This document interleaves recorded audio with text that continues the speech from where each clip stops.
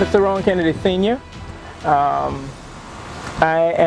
My wife and I serve as the managers for the main emergency shelter for Marsh Harbour and the immediate areas of every town down this town. We've been doing that for approximately 20 years. I have been involved in emergency management for that long. I'm an emergency manager and emergency management specialist. So that's what I do by and large.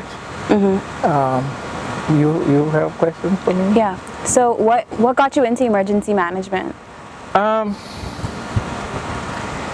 recognized that I lived in Nassau for a while, and everything looked like it was okay. But I came to Abaco, and it seemed like they were not as organized, and that they didn't have people who were trained and in place.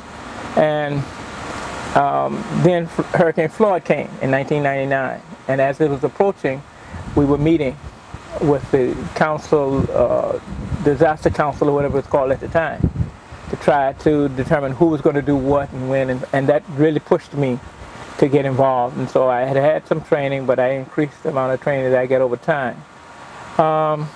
And it just became something that I recognized as a need, and I just kept going. Mm-hmm. Yeah. And how long have you been in Abaco? About somewhere around 22, 23 years. Yeah, what brought you here to Abaco? My wife. Mm-hmm. Her parents were here, and she wanted to come. I said, okay, well, I've never been there before, let's try it and see what happens. And we bought a place and we love it. Mm-hmm. And so what was your personal experience of Hurricane Dorian? Like, can you walk me through it? Well, of course, I sit on the disaster consultative committee for the district.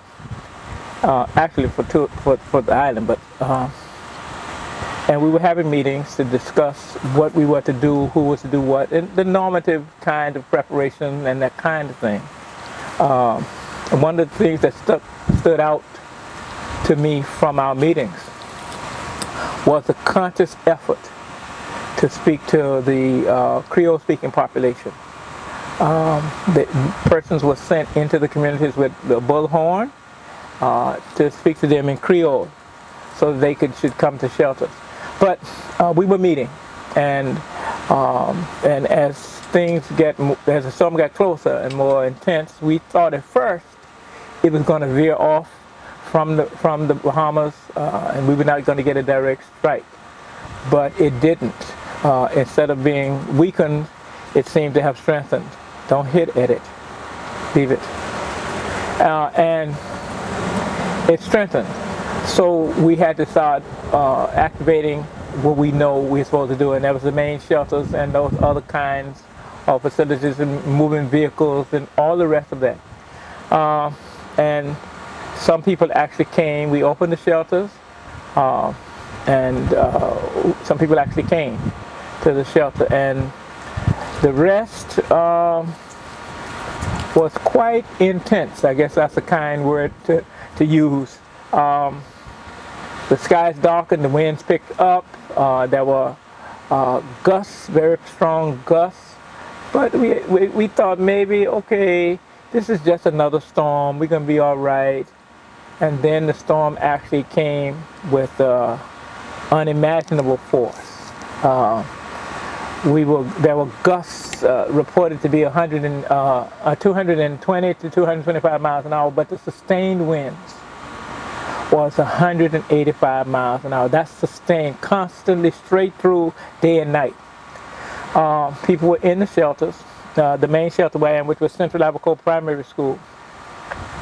And over time, we had metal louvers over, and they were closed, but we heard all kinds of things hitting it. We have to think it was pieces of wood, branches, all kinds of things hitting it, and there was a constant. We looked out through the glass at of the door, which we pushed the desk against the door, stacked water bottles, cases of water on it, put chests and all that on it so that it wouldn't push the door in. And still the corner of the door was waving like this. So we looked out, but you couldn't see anything. When I say you couldn't see anything, the wind was blowing the rain and everything straight across, and it was white, so you couldn't really see past that. That's how intense it was. And during our stay,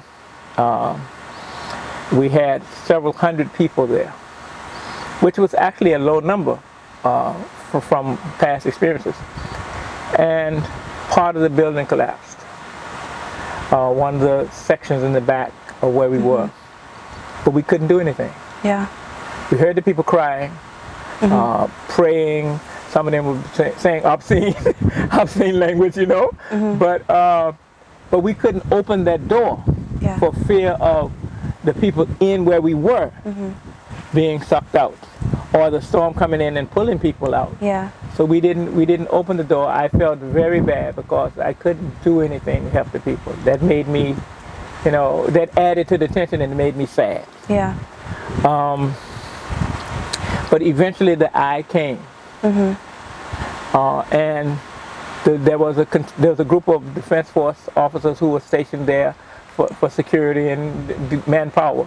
They were able to, I guess, communicate with their base or whatever, and some people came and took the people away who had been in the damaged part of the building, and they moved the sick people, you know, and that kind of thing. So no one was seriously injured. There were some minor injuries. One man did get hit with something and he was unconscious, but I subsequently spoke to him some days later, and he was okay. So that, you know, I felt a little bit better that they were minor injuries. We were prepared for that. You know, we had first aid and all the rest of that, but you couldn't get to the people. That was the part that really, I don't know, it just stuck me. Here's the people who need help, and you can't get to them. You're right there, but you can't.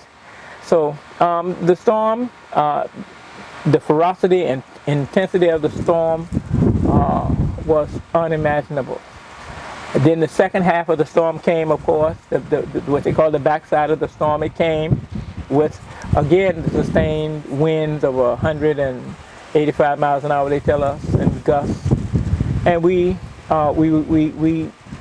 I told the people who were there, when some people were evacuating in the eye, I said, well, where are you going? Do you know what's left? Do you know where there's a safe place to go? We know that we have a few rooms and places here where you can stay. But some of them left anyway. I looked out the window, out the back, and walked out and looked out, and water was still about 3 to 4 feet. I guess that's more than that, about this high. And so I don't know where the people could go. I guess they had trucks and things that the Defense Force were able to carry them, you know, to other places. So that experience was eye-opening. It was one of a kind of experience. Hopefully we don't have to deal with that anymore, but we do know with climate change that the types and intensities of the storms are increasing. So we have to be prepared for it. Even though we may not like it, we don't want to think about it, but you got to make that effort to be prepared ahead of time. Yeah. So you were in charge of the shelter. You were managing the shelter, but you were also still like in the building, living through this storm. And you talk about like when that part of the building collapsed and how hard that was for you, that you couldn't help these people. How do you manage your responsibility in trying to keep everybody in the shelter calm with your own like emotions and fear? Well, I wasn't afraid. Okay. Like I said, I've been doing this for years. I wasn't afraid. The building had been inspected and rated, but of course, no one thought it was going to be 185 miles an hour sustained. I wasn't afraid, and we had I had a miraculous experience. There were some people in the one room where we were, and we understood that the water was beginning to seep under. About an inch of water began to come in, and we were not sure if it was going to continue. So I got up from the cot where I was sleeping, I put on my boots, and I sat down in a chair, and I was looking at that door. And while I'm there, looking at that door, a golden force field, I guess that's the word, the best word, that came right down over where I was. And I looked at it, and I knew I would be fine. But then I thought about there were 39 other people in that room where I am. So I looked back like that, and there was like a golden net over these people. And the net covered every place in the room except for 2 places. And that's where water was dripping from the ceiling. But it wasn't intense, just a little bit of dripping. And so I knew we were going to be fine. I don't know how to explain that better than that. Now, after the storm had passed, the island administrator, Ms. Duncombe, the member of parliament, Mr. Henfield, the Honorable Mr. Dorian Henfield, came to the shelter with the officer in charge of the police. They came to the shelter to check on us. Okay. Just to see how we were doing, and he was glad to know that we were still alive. You know, we were glad to know that they were still alive because we knew the water. We could see from the top of where we were that the water was still in the road. So they came to see us, and they told us that, you know, they were glad to see us and that resources was going to be mobilized to help us. And sure enough, the members of the Royal Navy came and brought water and some meals ready to eat, military style packet things. Different groups began to come. World Century Kitchen came, and they were giving food because we had to be there for several days because the water had to recede for people to get out. Now, my wife and I, we don't live in Marsh Harbour. We live about 25, 26 miles south. So we didn't get to see our house for several days. But we were there with the people. My wife happened not to be with me at the shelter at that time. She was at her workplace, where she and other members of the family had hunkered down. They were using that place. And they had a very difficult time where they were because the garage door was torn in half. Windows were broken or shutters broke, you know, so they had a difficult time and water was encroaching. But at the shelter, the biggest challenge after the storm passed was we did not have sufficient food and water for the number of people that were there. I had to ration water. We had a case of water. This was before the Marines, the Royal English Navy people, Marines came. We had a case of water, and I had to ration water. I couldn't give the children a bottle of water. I had to pour some water in a glass or a cup or something for them because they might not drink it all and someone else could use it. And it made it an intense kind of situation. And over the next few days, people were going out from the shelter and coming back. Some of them were, quote, finding food, end quote, from some of the broken wholesale places and stores. And they were bringing it back there. They set up a little kitchen down in the far end so they could make rice and chicken and that kind of thing. So we kind of had it okay. It still was a bit tense because a lot of people were not able to get out. So they didn't know if their homes were still secured, if their businesses. Sometimes we didn't have, well, of course, we didn't have phone service. Only one new carrier was working properly and all that. So they were not able to reach their family members and others to check on them. So they were tense. And our job then was to try to not respond negatively to their stress. Because people can, in times of stress, be very aggressive, they can try to intimidate you because they don't have information. There was no way to get information.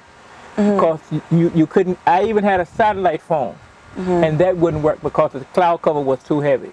So there are a lot of things that was going on that added to the stress level. So you have to try to make fun, have fun things, keep people busy, talk about whatever information you do have, let them vent, let them vent. So it's a challenge to keep that emotional balance and distancing that's required. Yeah. But we made it through. What were some things you did to try and keep people busy and keep them calm? Well, we organized the people in there to sweep out the water. Sometimes if you get people busy helping with their survival, their surroundings, it made things better. So they were sweeping out the water, they were carrying out any garbage and that kind of thing after the storm had abated, so that you keep them busy. Then of course you do a little survey, ask people where they're from, all those kinds of things to just help them take their mind off of it a bit, and to distract them. And of course we have some people in those kinds of situations, they want to make jokes, and that's good. I've learned over the years that people's response to disasters may be a bit odd or unusual, but that doesn't mean they're crazy. It means that there's a normal response to stress. Yeah. The mind and the body's trying to create a balance, an equilibrium, and so it has to make some adjustments. So I've learned that. So we had some people there who were also volunteers. So when World Central Kitchen came with the food, we had some people put desks around where they could put the food up and people could come by. Get them involved in those kinds of activities. It's not that you won't have stress and strife, but you try to reduce it to the greatest minimum that you possibly can have. So we soldiered on. Eventually people were able to leave, and there were members from the Red Cross there who came in to do assistance. People from other parts, other department heads and groups came in. The Department of Social Services was doing a sterling job, helping us with our head count and all of that. So, we soldiered on. Some of the horror stories, however, that I heard after leaving the shelter still just amazed me how people survived, So you said you and your wife were separated throughout the storm. She was somewhere else. Yes. What was that like? This was the first time in the 20-some years that we were separated. She did not take the last storm that we were in together at the shelter. She didn't take that very well because of how some people treated us and how they talked to us. And so she said she wasn't coming back to the shelter. So she went to where she works, and her sisters and some of my grandchildren all were there. That was a traumatic experience as well for her. But not knowing where if she's in a separate place and the phone is working, we can talk, we can communicate. But the main phone company here, BTC, Batelco, was not working. And I found out later that tower had been broken off. It was laying on the ground. And so we didn't have a means of actually communicating with each other. And that added to the stress, but I prayed about it and I got the sense that she would be okay. So I felt that. But other people, I think about other people who had the same dilemma, the same situation. They didn't know where their family members were. They didn't know if they were living or dead, or if they were injured. They didn't know because there was no way of getting information into the shelter. And so that added to the tension. But again, you try to be honest with people and give them hope at the same time. If in the night you see smoke, it looks like someone is cooking or a fire, there are people still alive around in the area. The current is off, electricity is off, but you can tell that there's still signs of life even though you're in that shelter. So you tell people, what you see, there's a light over there, and so it gives them a sense that everything is going to be fine. And you try to keep that, you keep hope in people. And of course, during the day, some people were going out, wading through water and coming back, and they were saying, okay, that they saw this person or that person, or they saw a group of people. I guess the daunting part of some of the reports was that they were wading through water with dead bodies. And that was a first for me to hear about here in this country. that dead bodies were floating in the waters and people were walking through them. And after we were able to evacuate, there was some, as the rumor mill always has it, there was some suggestion that there was going to be a cholera outbreak and so on, and so we initiated the cholera protocols, but of course it would never materialize, and so we were glad, you know. So it is a challenge keeping that, the emotional balance plus the lack of information and being out of touch with friends and relatives for a sustained period of time is a challenge. And so you said that people reported they were wading through dead bodies. Did you experience any personal loss? Or? No, I did not experience. All my grandchildren are fine.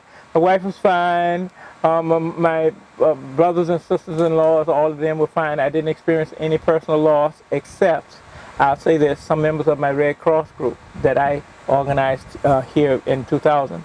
Several of those persons, at least one particular person, was lost, and I found out about that later. One member of a church that I have frequented, one of the pastors, he and I are very close friends. He's now he's now president of the Abaco Christian Council. One of his members was lost during the storm. Another pastor's wife died. One of the members of the class that I taught in first aid, she lost 2 children during the storm. Wow. So while it was not my immediate family and direct, but there are people that I know, and that's part of what happens in a small community. So some people that I used to have breakfast with at one of the local restaurants, both of them died in the storm. So Lee Lowe and his sister. So you feel it. Maybe, just maybe not as intense if it was someone in your family, but like I said, this is a small community. Yeah. So it's almost like everybody knows, you know, it may not be 6 or 7 steps, it may be 2 or 3 steps of separation, you know. So yeah, you feel that, and over time you get better at recognizing the loss and adjusting. But I do recognize it sometimes, you know, because we had a very strong Red Cross group here, very intense, and you know, I sometimes now say, you know, I wish this one or that one was here, because there are things that we need to do. So yeah, I feel it.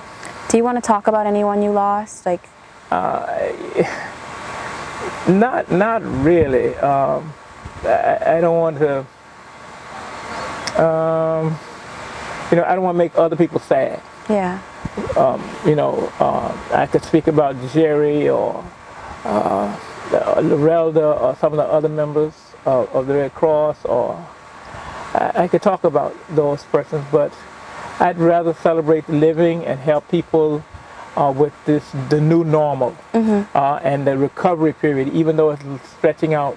And then, of course, after Dorian came COVID-19, which has really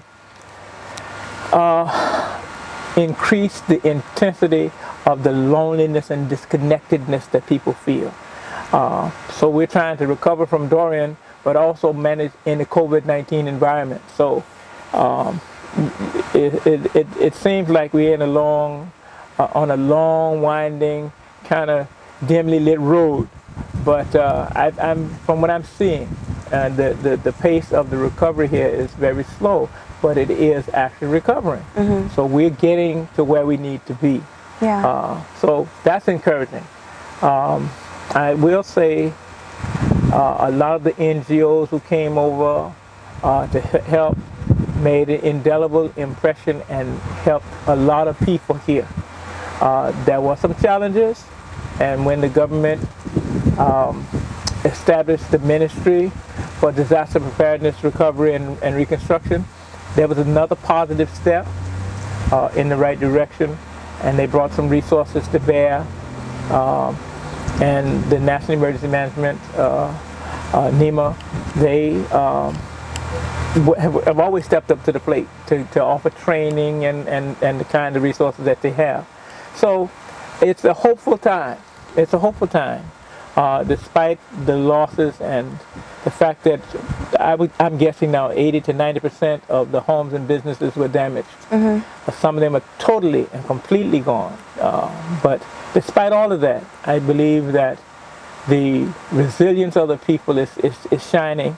There is a sense of not enough is happening fast enough.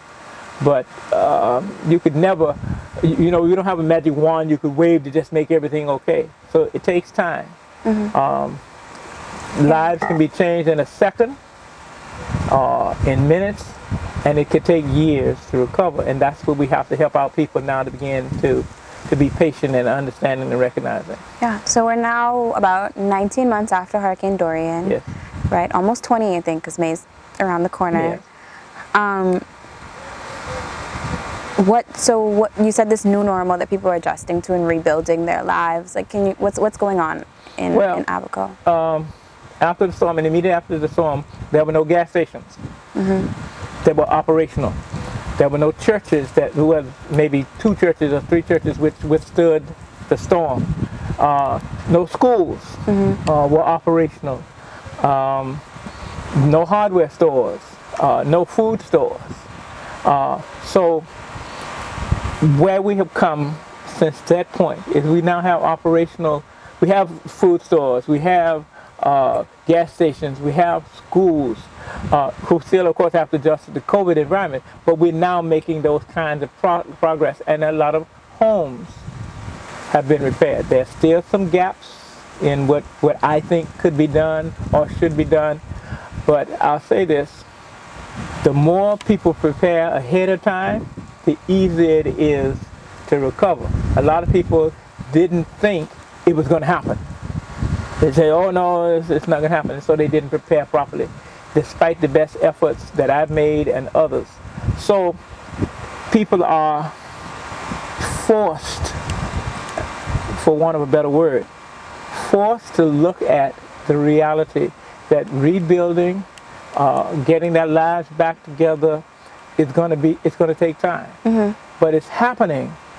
It's just happening slower than everybody would want it to happen. So people are adjusting. Again, of course, there's still a lot of tension, psychological or mental tension that people are expressing, and so you find a lot of people with short patience and that kind of thing. Also, there are a number of persons who came in from other islands who don't know the people and the culture of Abaco. That's creating some friction. There were approximately, it has been said, let me do it like that, about 3,000 people who left Abaco in the immediate aftermath of Dorian. Some of those people have returned. Some of them want to return, but there's no place for them to stay. Their homes are uninhabitable. And so there's still this dynamic tension between people who want to come back and then having no place to stay, and those who have made it back trying to make the kind of stopgap repairs so they can be back in their own house. So that's where we are, trying to navigate that. And of course, because of COVID affecting the supply chain, affecting manufacturing in the other countries which we largely depended upon, things are now costing more and taking longer to get here. And when they get here, they go quickly because you've been waiting on them for months. So it's creating some more challenges. But I believe that people will adjust. And of course, in every kind of disaster, the best and the worst comes out in people. So you adjust to it. We have some new people in from some of the government ministries and departments, and a lot of them are bringing in a kind of optimism, a can-do attitude that is very helpful. When I say that, I think back on Ms. Duncombe, the administrator who was here during that heart event, and how all the weight basically was on her shoulder, because in the immediate aftermath, a lot of people who had been helpful in that recovery committee, in that consultative committee, had to leave because they had no place to stay. So a lot of the weight was on her shoulders. But she soldiered on, and she made the kinds of adjustments and adaptations that were necessary. And I think she should be commended. Because none of us, nobody we know, anticipated Dorian or any hurricane being as intense and have the magnitude the magnitude that it did. Nobody anticipated that. The government didn't see it. I didn't see it. The rest of the people didn't see it. And so I think she's to be commended, along with the officers in charge of the police, the defense force. They have to be commended for, in an unusual circumstance. And I can't leave out the Minister of Foreign Affairs, Mr. Henfield, the MP for North, for making the necessary adjustments that they needed at the moment to secure lives and help start getting the government back functioning. They did a great job, and they need a pat on the back for that. In the most difficult, unusual, unanticipated circumstance, they kept it together. I mean, that's the public. I don't know if they cried in the dark and at home in the bed or somewhere like that, or sleeping on the floor in the government building or somewhere, but publicly they kept it together, and that helped us to not be so beaten down by what was happening. And of course, afterwards, the intensity, and you go drive around, you see everything. But I think that's something that we need to mention, just to commend those people for what they did. So you talked a little bit about like the rebuilding process and all of that. Like, and you spent the storm away from your home. Did you have any damage to your home? We had some damage to our home. We got a few leaks. Some of the box and the fascia, the soffit is gone. We had some water encroachment because the storm blew water in. But we have on the materials to repair are on the way, and we have a contractor who's going to do the work for us, and so we're able to live in our house. We have electricity and water and all of that. It's just that there are some things that need to be repaired, some parts of it that need to be repaired. But we're blessed. We're grateful to God that we have a place to go. I think about that because we have people in Abaco sleeping in their cars today while we're talking. That's a reality because they got to work to try to be able to get back, even with the government assistance, which is not enough for a lot of people, but it's better than nothing. It helps get you back. But again, if you can find work, you got to be here to work, and so you've got to, some people don't want to stay in a tent. Yeah. So the only option is to stay in their car. That's an unfortunate reality. If we had a giant building where we could make barracks or something, but we don't have it. Those kinds of places were damaged. And so, that's where we are. But like I said, the recovery is happening. It's just slower than what people would like for it to happen. Slower than I would like for it to happen. But what can you do when you're looking at all of the things which came together to create this situation? So you do what you can every day to help other people. And so as an emergency management specialist, do you think that we are doing enough for disaster preparedness? When you say we, you mean the country or the Abaco? The country. I could say very few countries do enough. So the Bahamas is not by itself in not doing enough. The reality is it takes money and dedicated persons who have nothing else to do but emergency management. And we're not there yet. We're not at that point. Because the way the structure is, the government itself is legally responsible for emergency management and preparedness. But you don't just have people sitting down waiting for something to happen. You use persons who are already in government and assign them their roles, but they have other responsibilities and duties that they have to perform. So during most of the year, they're doing something else. They're doing what they're getting paid for from the government treasury, from the press, the public press. And so you don't have people who are strictly in every island, in every district, who are strictly doing nothing but that. And I don't anticipate us having an abundance of money from the public press to be able to have people doing that.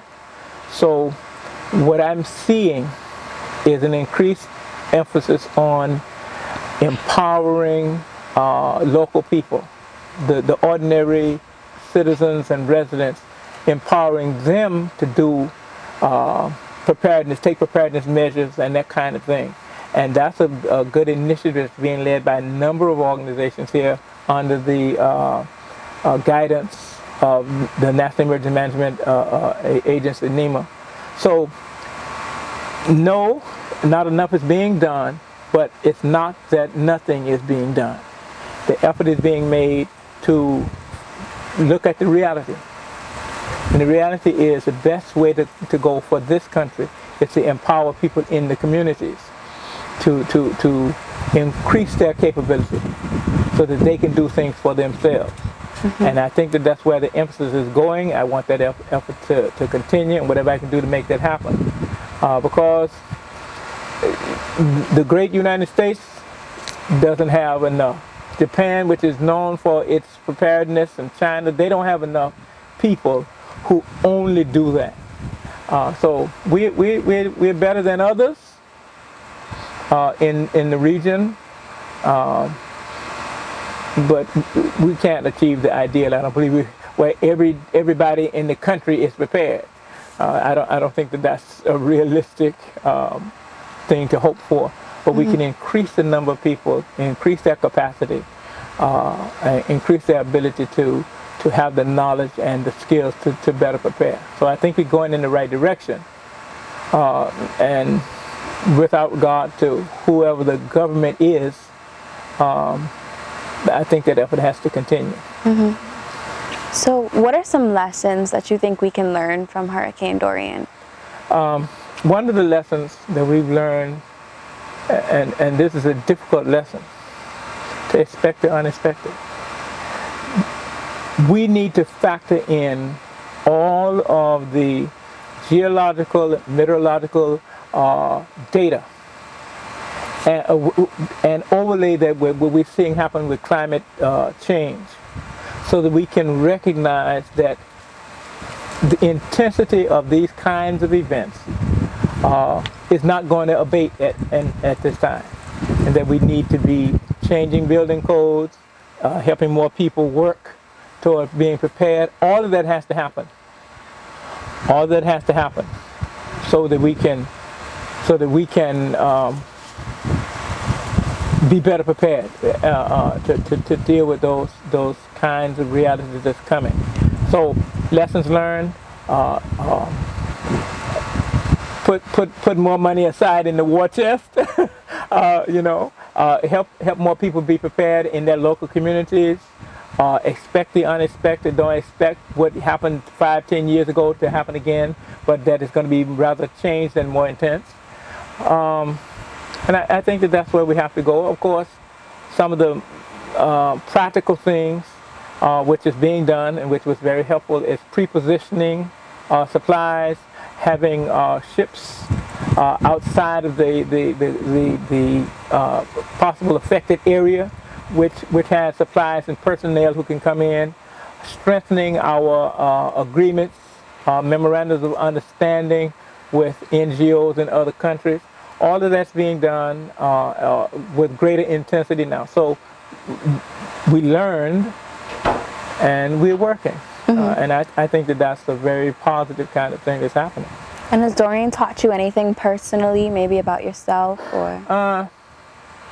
Well, one thing I learned from Dorian is that I'm not as young as I used to be. No. But, it came to fore. But I think I can't say that I learned a whole lot because every disaster is local. It's individual, it's personal. And over the years, I've learned to try to adjust to my own feelings of insufficiency and to adjust to other people's temperaments.